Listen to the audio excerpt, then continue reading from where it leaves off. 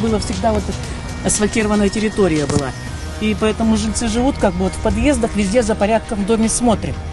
Хотим, чтобы все было хорошо, как бы так вот изначально.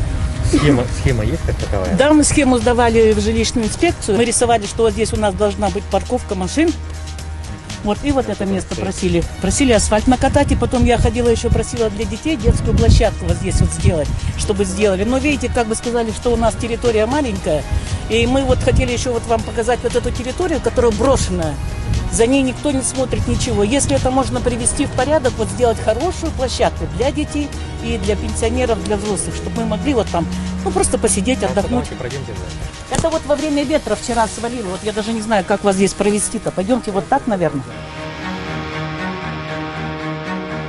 Территория, она якобы относится вот к бывшей территории детского садика. Вот земля вроде как находится в частной собственности. Вот это вот.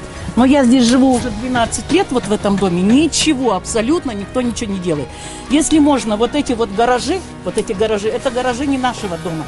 Это вот с той трехэтажки и где-то с той стороны. Вот если это можно все убрать. Гаражи убираем, да? Да, сделайте нам, пожалуйста, хорошую детскую площадку. Все это выясним, где будем располагать ее в одном месте. Постараемся гаражи снести, узнаем, у чьей собственности этот участок находится. Изъятие земельного участка, это не так вот так пришел, говорит, заберем.